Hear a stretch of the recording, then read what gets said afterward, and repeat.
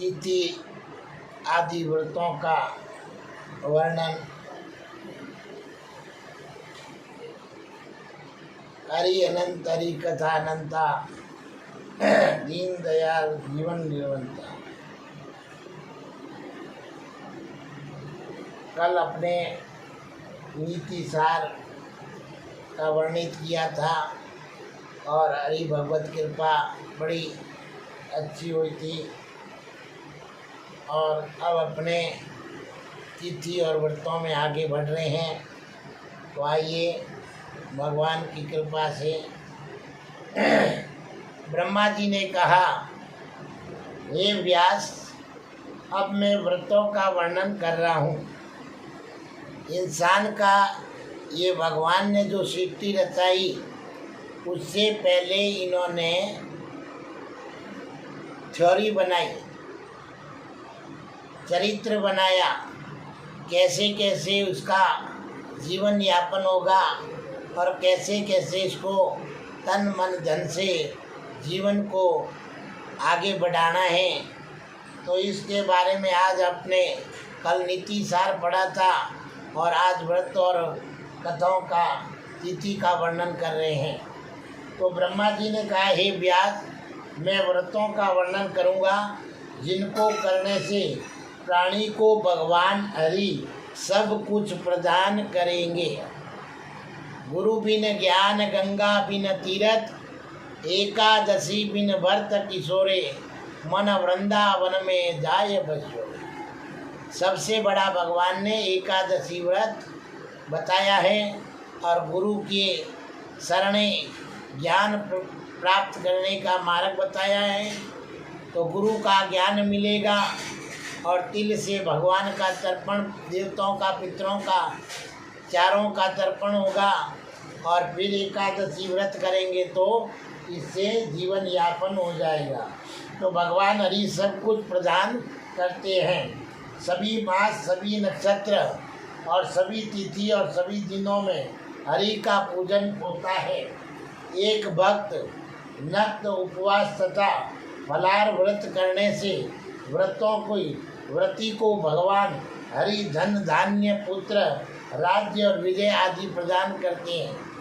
तो प्रतिपदा तिथि में वैश्वानर तथा कुबेर पूज्य है और वे साधक को अर्थ लाभ कराते हैं। प्रतिपदा तिथि में तथा अश्विनी नक्षत्र में उपवास करने वाले साधक के द्वारा पूजित ब्रह्म उसे लक्ष्मी प्रदान करते हैं। द्वितीया तिथि में यमराज एवं भगवान लक्ष्मी नारायण उस व्रती को अर्थ लाभ कराते हैं। और तृतीया तिथि में गौरी विधि विनाशक गणेश तथा शिव, यह तीन देव पूज्य है। और चतुर्थी को चतुर्व्यूह भगवान विष्णु, पंचमी को हरि, षष्ठी को कार्तिक तथा रवि तथा सप्तमी को भगवान भास्कर की पूजा करनी चाहिए। अब रवि को भास्कर की पूजा करते हैं, लेकिन उस पूजा के अंतर में जो त्रुटियाँ रहती है उसका कोई ज्ञान नहीं रखते हैं और ये ज्ञान न रखने वाले उस स्थान पर बैठने के अधिकारी नहीं होते हैं। तो इसलिए मार्ग जैसा अपने चलाएंगे वैसा ही मार्ग आने वाली पीढ़ियों को प्राप्त होगा।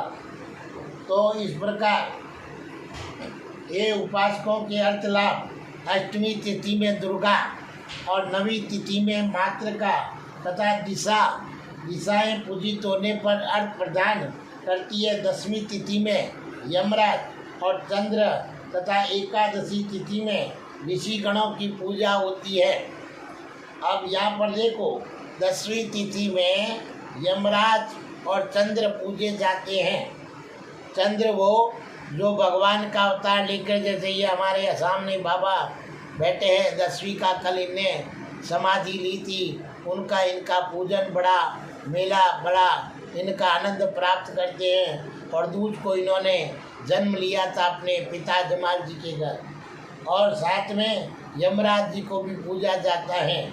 और एकादशी तिथि में ऋषि गणों की पूजा होती है, लेकिन इनके दरबार में कहते हैं लोग, इनके यहाँ पुजारी वगैरह बोले एकादशी को भैरू का भक्त होता है, तो लोग डर के जाते हैं कि एकादशी को बाबा का दर्शन नहीं करना चाहिए, लेकिन हकीकत में एकादशी के दिन ऋषि गणों का पूजन करना चाहिए जिससे आया हुआ काल भी टल जाए। क्योंकि ऋषि एकादशी के दिन बालकनाथ जी गुरु के पास बाबा गए थे और वहाँ जाकर और गुरु की कृपा से, ऋषि की कृपा से, उनके कहने पर, आज्ञा पर गुदड़ी में सो गए और भैरू राक्षस आया और उनकी गुदड़ी की थी और उनको दर्शन दिए। वो दौड़ा, बोला अब मेरा यहाँ काल है।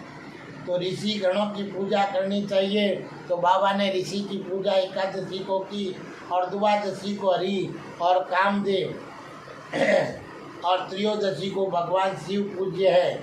चतुर्दशी और पूर्णिमा तिथियों में ब्रह्मा तथा अमावस्या में पितृगणों की पूजा करने से वे धन संपत्ति प्रदान करते हैं।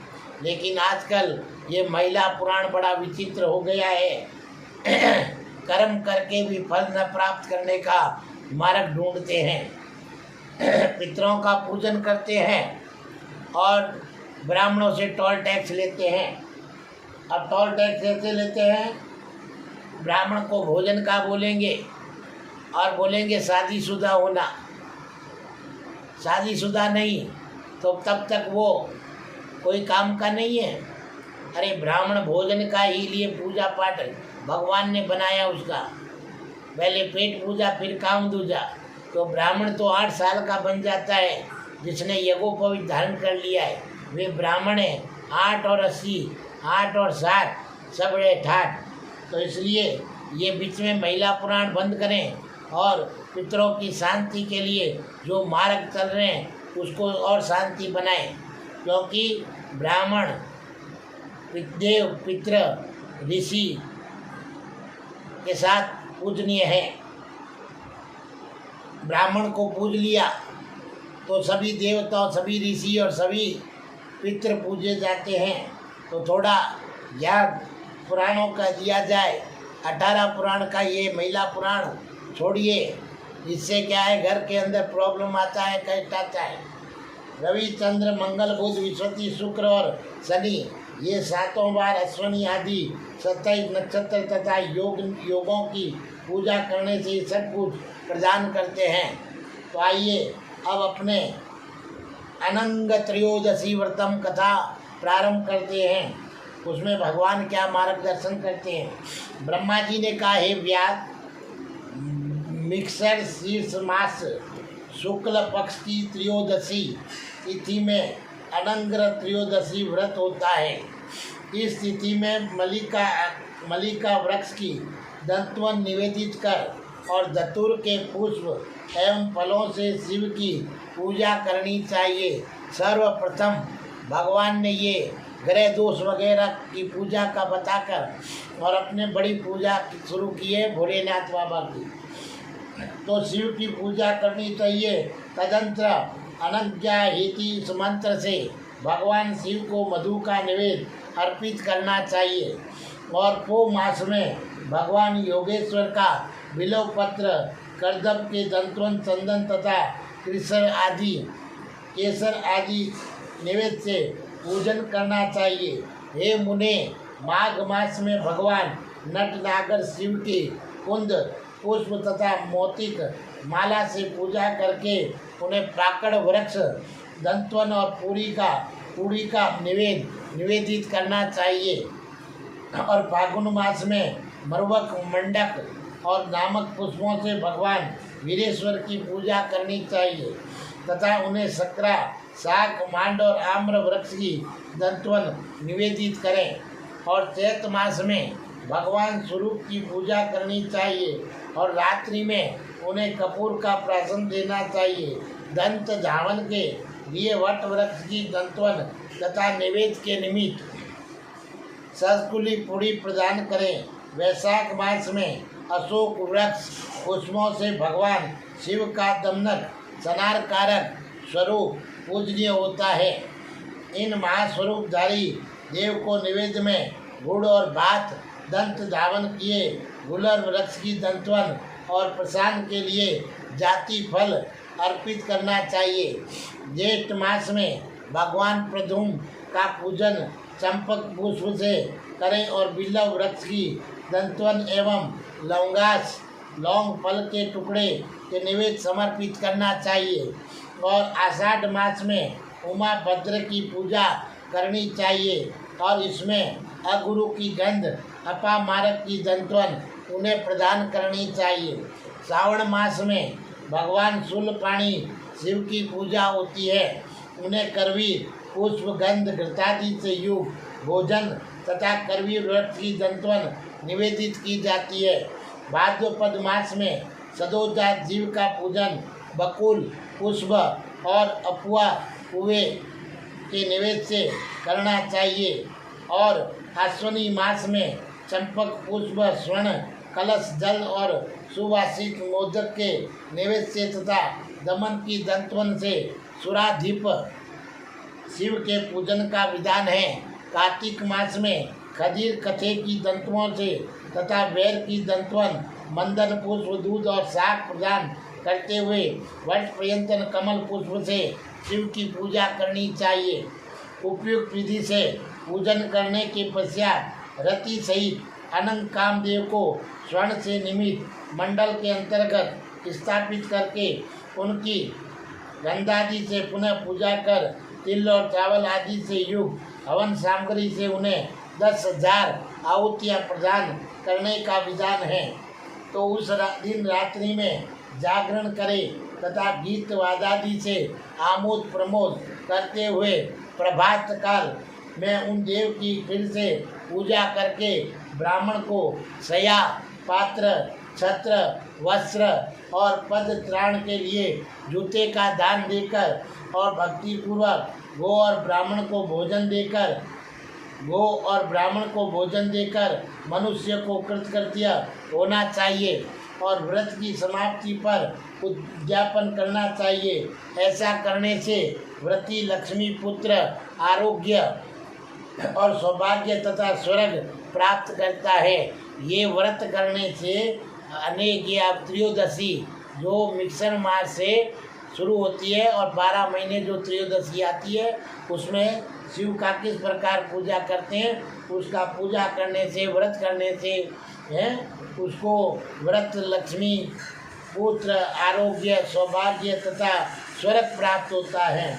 बोलिए हरि भगवान की जय। हरि अनंत हरि कथा अनंता दीन दयाल जीवन निर्वंता। तो अखंड द्वादशी व्रत त्रयोदशी अब द्वादशी।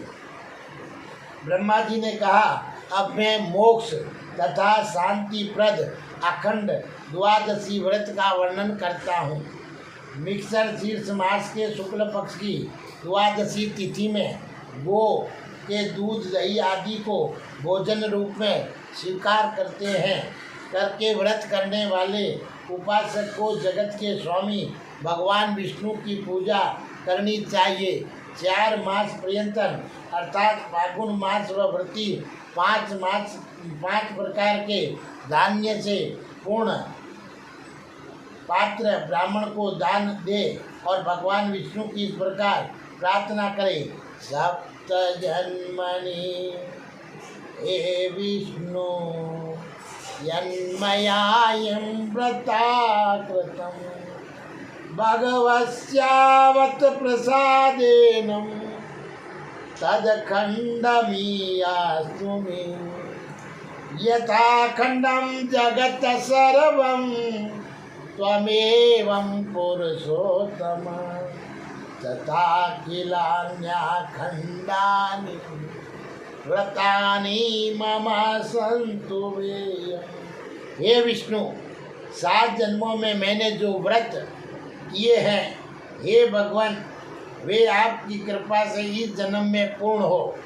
हे पुरुषोत्तम जिस प्रकार आप ही इसे संपूर्ण अखंड ब्रह्मांड के रूप में अवस्थित है उसी प्रकार मेरे द्वारा किए गए ये सभी व्रत भी अखंड हो जाए।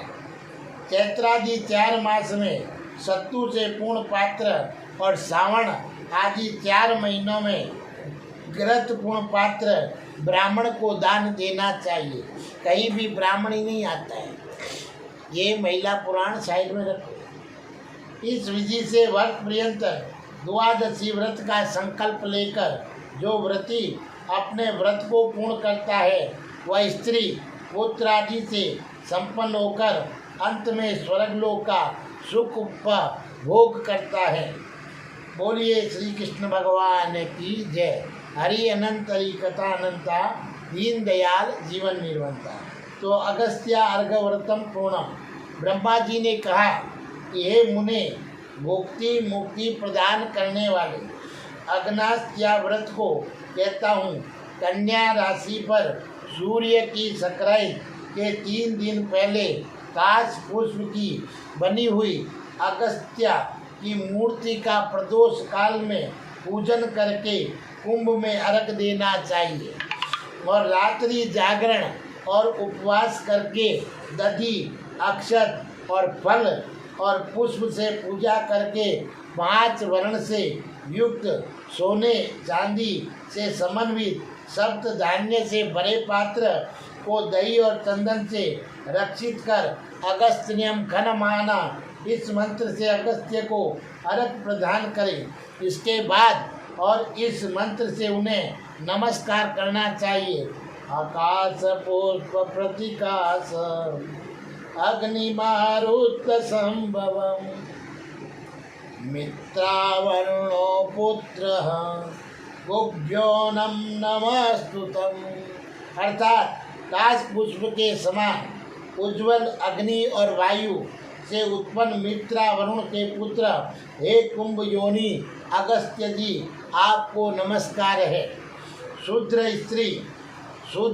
और स्त्री आदि इस विधि से अगस्त्य के लिए दान फल और रस प्रदान करें। देखो इसमें शूद्र और स्त्री को भी प्रधानता दी गई है।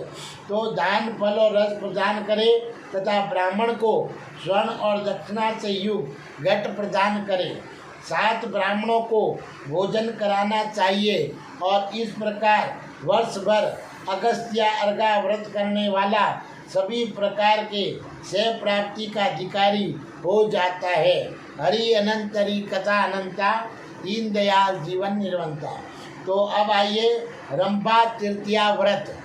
रंभा तृतीया व्रत ब्रह्मा जी ने कहा, अब मैं सौभाग्य लक्ष्मी तथा पुत्रादि से संपन्न करने वाले रंभा तृतीय व्रत को कहूँगा। ये व्रत मिक्सर शीर्ष मास के शुक्ल पक्ष की तृतीया तिथि को किया जाता है। इस तिथि को उपवास रखकर व्रती कुशोदक हाथ में लेकर बिल्व पत्र से माँ गौरी की पूजा करें और इस पूजन में कंदप वृक्ष की दंतवन का प्रयोग करना चाहिए। किंतु पो मास में मरुवक के पुष्पों से पार्वती के पूजन का विधान है।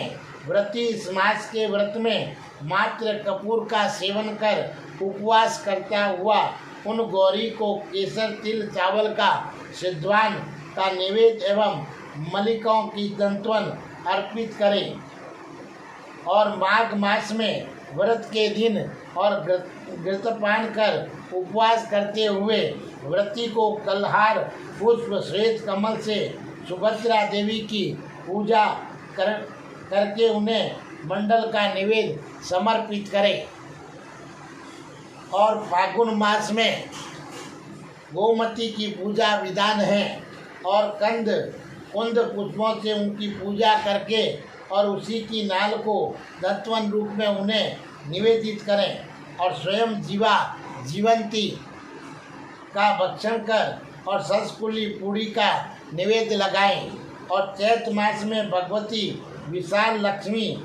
विशालाक्षी को दमनक पुष्प तगर काष्टकी दंतवन और कृष रात्र का निवेद्य अर्पित करके स्वयं दही का प्राशन करें।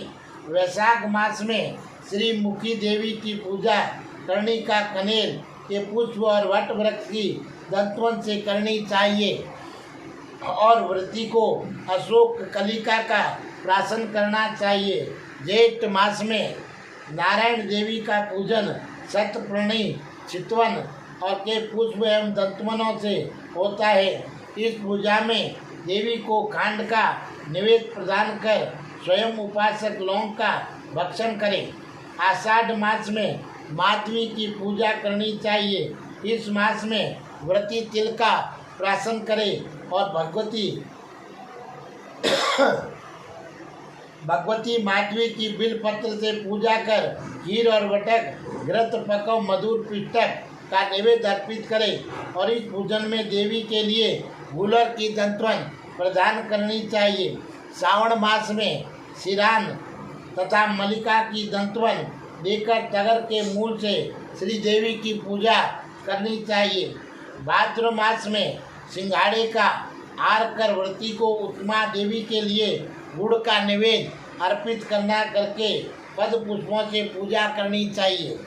अश्विनी मास में राजपुत्री का पूजन जपा पुष्प से करके उन्हें जीरे से सुवासित तन का नैवेद्य अर्पित कर रात्रि में प्राशन करना चाहिए। कार्तिक मास में पदजा देवी का जाति नामक पुष्प एवं कृष्णान नैवेद्य से पूजन होता है और उपासक को पंचगव्य प्राशन करना चाहिए। इस प्रकार मिक्सर शिव से कार्तिक मास तक वर्ष की समाप्ति पर सपत्नीक ब्राह्मणों को घृतादेन और घृत से पका तंडुल देकर और उनका पूजन करना चाहिए। उसके बाद पार्वती और शिव की गुड़ आदि से बने नैवेद्य और वस्त्र छत्र और स्वर्ण आदि से पूजा करके गीता वादादि से रात्रि जागरण करते हुए प्रातः गो आदि का दान देना चाहिए। ऐसा करने से व्रती को सब कुछ प्राप्त हो जाता है। बोलिए हरि अनंत हरि कथा अनंता दीन दयाल जीवन निर्वंता। बोलिए हरि कृष्ण भगवान की जय।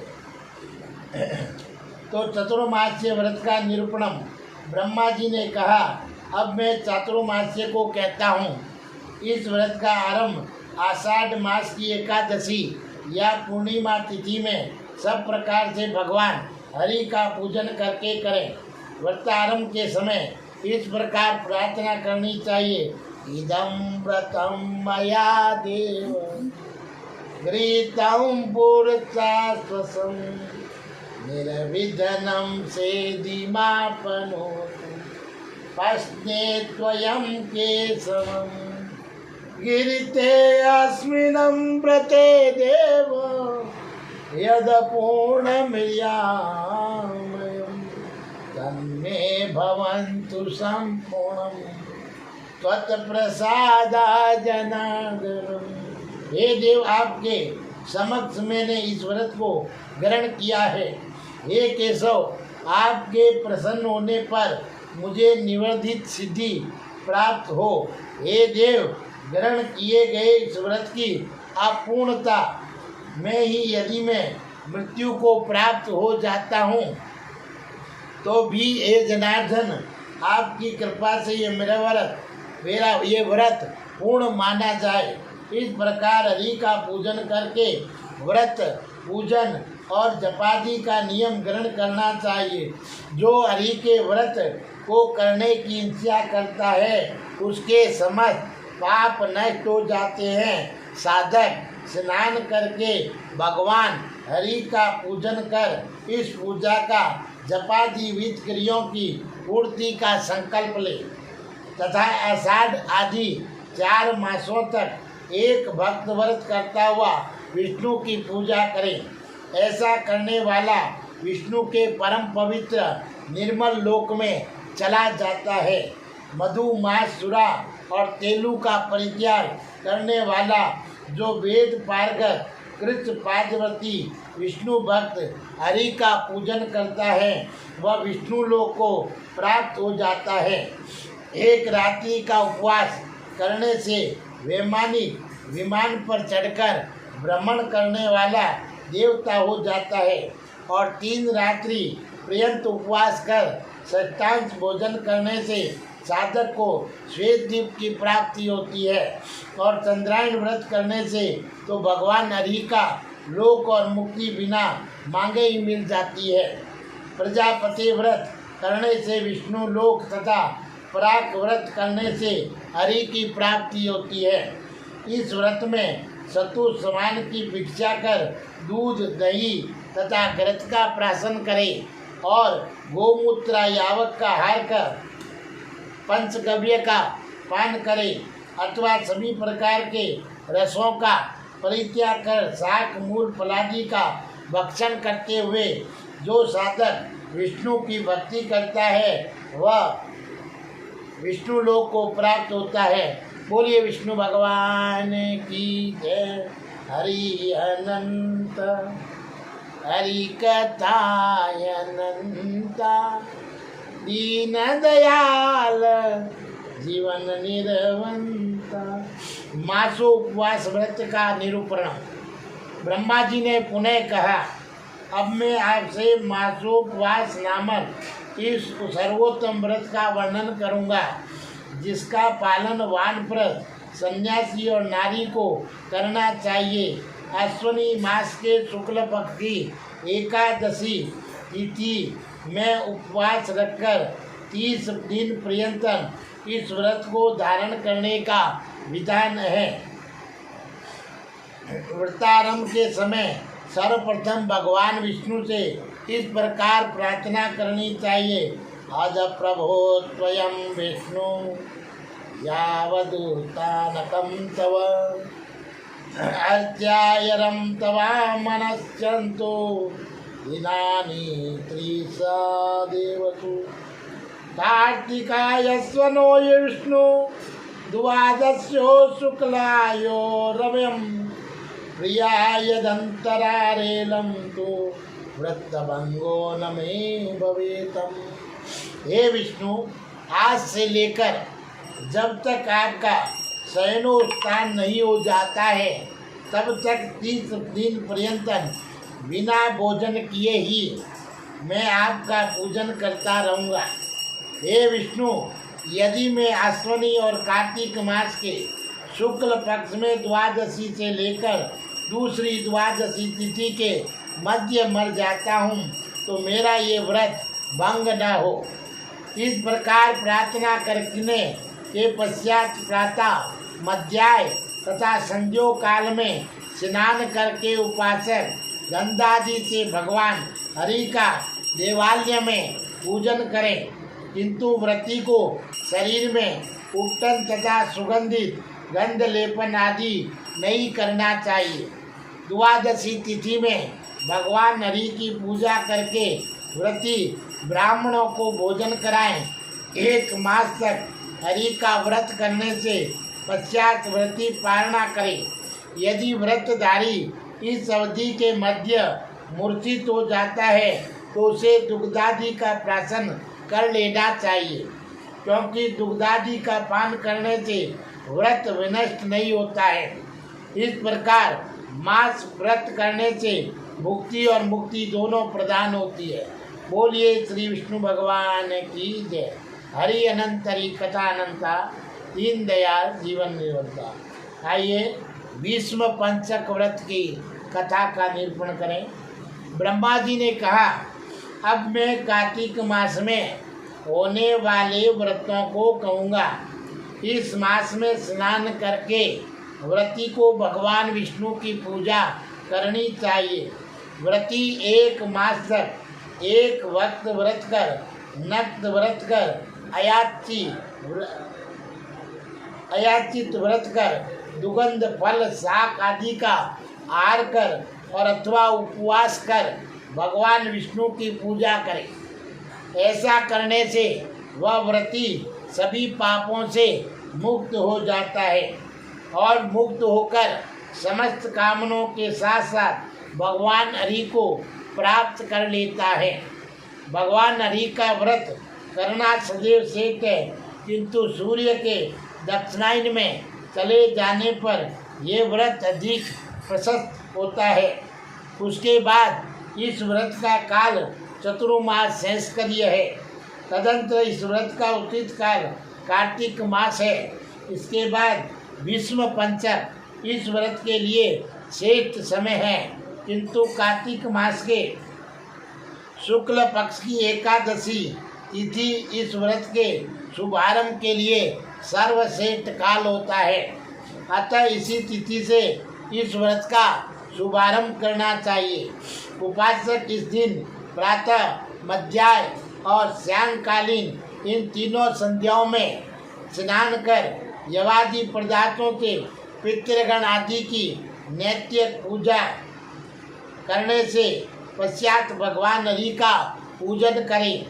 वह मौन होकर घृत मधु शक्रादि तथा पंचगव्य एवं जल से हरि की मूर्ति को स्नान कराएं और कपूरादि सुगंधित द्रव से श्री हरि के शरीर का अनुलेपन करें।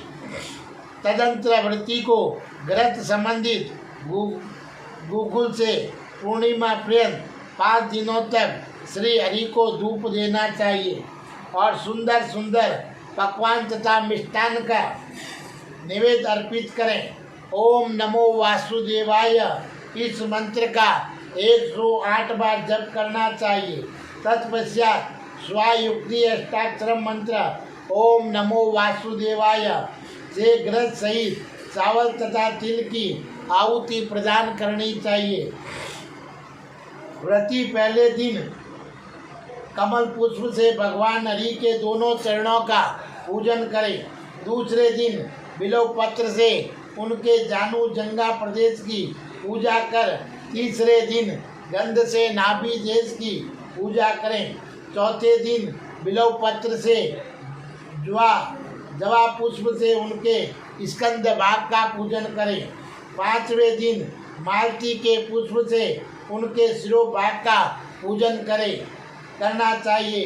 व्रती भूमि पर ही शयन करे और उक्त 5 दिनों तक क्रमशः पहले दिन गोम्य, दूसरे दिन गोमूत्र, तीसरे दिन दही, चौथे दिन दुगंध और 5वें दिन घृत इन 5 पदार्थों से निमित्त पंचगव्य का प्राशन रात्रि में करें। ऐसा व्रत करने वाला व्रती भोग और मोक्ष दोनों का अधिकारी हो जाता है।